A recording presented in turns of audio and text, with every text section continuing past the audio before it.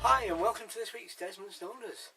We were away at the weekend, but the weather was absolutely atrocious. So I'm just making a quick video, and you're going to have to put up with my face and me rattling on. And basically it's about why we were away at the weekend and the repairs to Desmond. There were three things ongoing recently. The short circuit, which was popping fuses, that's been resolved for some times. Some radio amateur issues with radio frequency interference, RFI.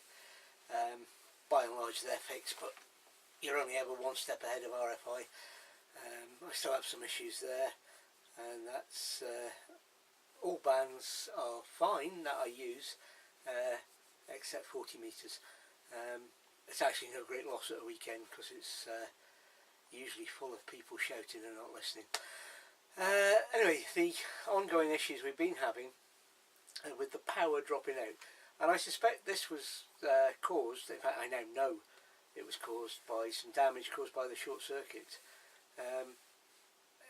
It came down to two components, one which was doing its job and one which wasn't. The component that wasn't doing its job is the one I replaced, and the component that was doing its job, I'm just going to talk about to explain, to show you or tell you why it was it's causing the symptoms we had. So what were those symptoms? Basically power was working, and then for seemingly no reason at all, with even just one LED bulb glowing, running about 200 milliamps of power at that stage, the power would just drop off. And at other stages you could have everything running, pumps lit up like a Christmas tree, and still the power would drop off. It didn't seem to matter what was running, and that I suspect was down to heat and heat build up in the power supply unit. Now the power supply unit fitted to Desmond is by Sargent, and it's a PSU 2007 with an EC200 control unit. That control unit has always been problematical. If you recall some of our earlier videos, we did have an issue whereby we had no power at all, and it was beep beep beep, and it was a control unit problem, and that we fixed, or was fixable by a reset. To my mind, that's not good enough. Taking the control panel apart, unplugging it, waving it in the air for 30 seconds, and then plugging it back in is not really an acceptable control unit problem. And the fix is out there on the internet and has been for years, so it's something that has been known about for years. However, that's a by the by. So that's the system. As I've said and maybe mentioned before, £400. Yeah, it's going to be what we thought it was going to cost. That's a shiny new unit. That is a unit which was an exchange unit. That was, to my mind, ridiculous. I send the old one, they fix it and sell it to somebody else while selling me one they've fixed. Yeah, no, especially not £400. There was various other prices in there. The cheapest, which came to, shall we say, was £100, and that was for the manufacturer to take a look at it and then quote for repair. It says on their website fixed price repair, but if you go looking into it, it's not a fixed price repair. Anyway, so electronics, electrics has always been, that's what I was trained to fix in the Air Force and since, so to hell with it. I'll have this apart and we'll soon sort it. That's where the fun started.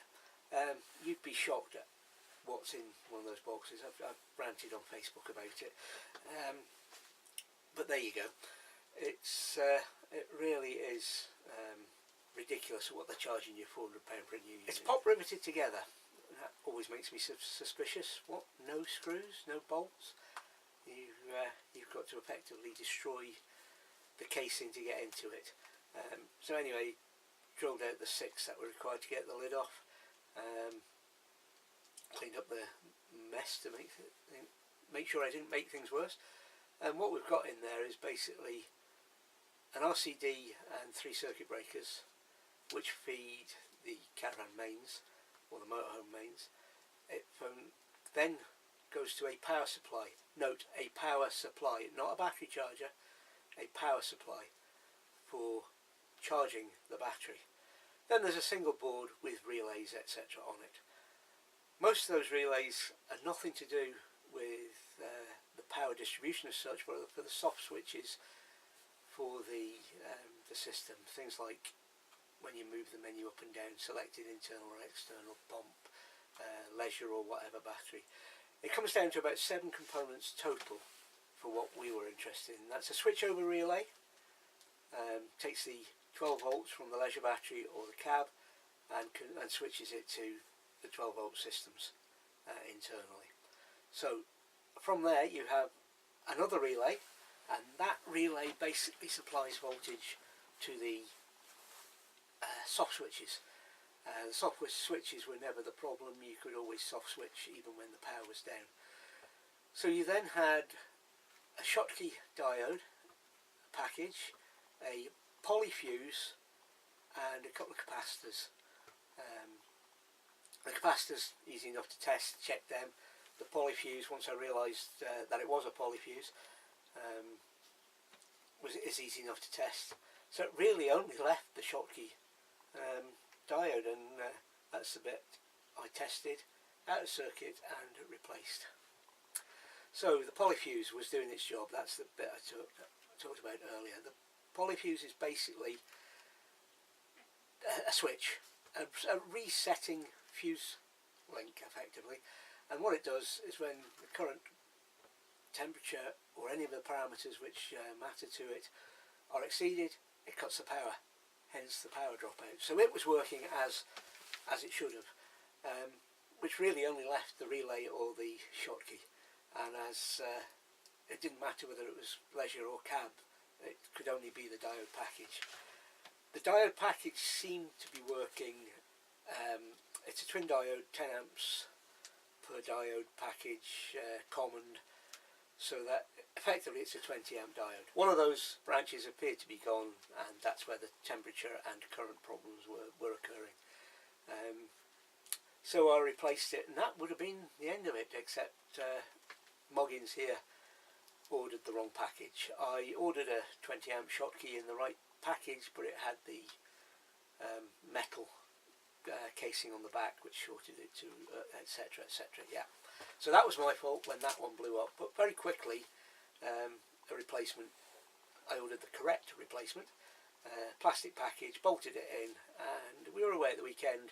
We ran everything and nothing and couldn't get the power to drop out. So fix is a good one, and Desmond's back up and running just as well, because it's getting to the cold season, and one of Desmond's passengers needs the heating on when the temperature falls below the boiling point of water, I think. No, give her a due. These days it's not so bad, but got to keep warm when we're away in the winter. So that's all I've got for you this week. We'll be back out again, normal business resuming. In fact, this is an almost live video, if you like. From the point of view, it'll go out within a few days. It'll go out as scheduled. We're supposed to be starting this Friday with our Autumn Adventures 4 videos. I will just put them back a week. I'll put this one out live rather, but just to put it to bed. That Desmond is fixed. It was an electrical problem. And how much did it cost? I can't hear you all shouting, obviously. Well, you saw the £100 quotes and all the rest of it. Well, even buying 2 components, I spent less than a fiver, and £3.40 of that was postage and packing. There you go. Absolutely ridiculous cost for a new unit. Absolutely ridiculous support and service from Swift, not Bessicar, I still haven't heard any reply from the component manufacturer. I contacted Swift because Desmond is out of warranty. They're not interested, despite the fact I've bought stuff direct to fix. Because he's out of warranty, nah, not interested, even though this unit is actually fitted to some of their current models. I contacted the manufacturer of the power supply unit. I've still not heard a reply from them. That's the sad thing. I've dealt with them before when we had a problem with the power supply unit in one of our caravans, a Luna, and so that's 15 years ago. Service then was absolutely superb. They were basically in contact out of hours, and the unit went off and was repaired, and yeah, absolutely no problems. This one, yeah, I've still not heard back from them, so there you go. So that's the record with the manufacturers and the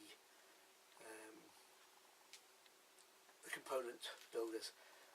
The guy who sold the electronic parts to me was mortified, but I said to him, look, it's my fault. I ordered the metal package, not the plastic package. Shut up, take me money and send me another one. And he did very, very quickly, I must admit. I cannot complain with the components manufacturer and sending the parts. Basically the only person who messed up there was me. Yeah. So Desmond's back working, and we'll be on the road. Thank you once again for watching me waffle on, watching Desmond's Donders and our journeys around Scotland. Once again, thank you for watching, and goodbye for now.